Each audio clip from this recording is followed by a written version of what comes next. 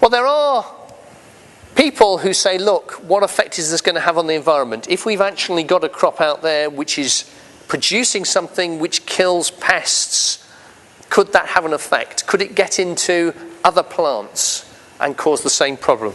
I understand that.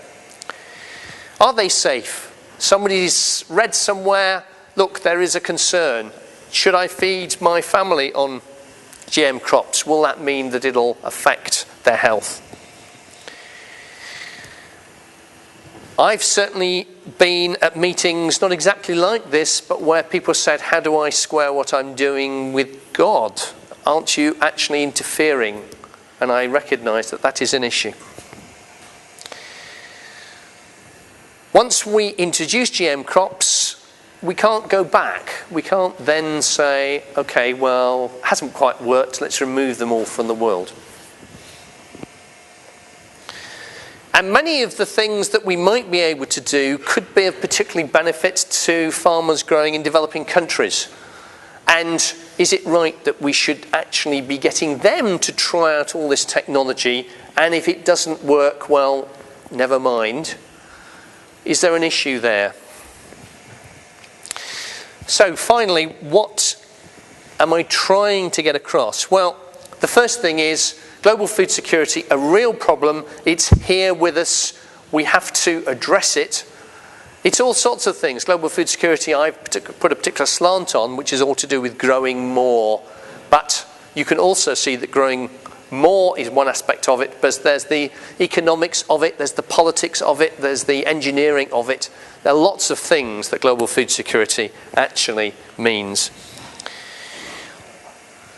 We've got to make ourselves much more efficient in terms of how we use resources. Water, fertilizers, energy. And we need to make agricultural production far more sustainable. My feeling is that GM technology provides an opportunity. It's not a solution. It's just another way of using technology which can contribute, and it would be unfortunate for us to tie our hands and say, no, we're not going to use it.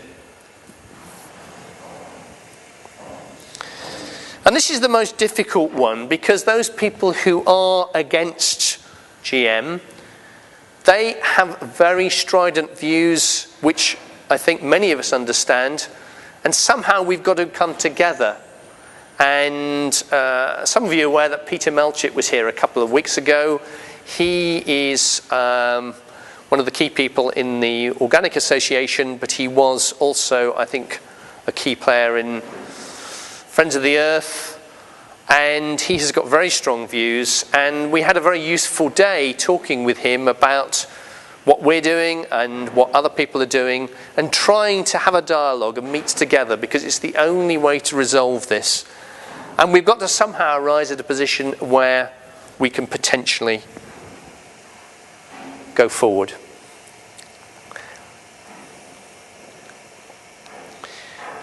And I think I'll stop there.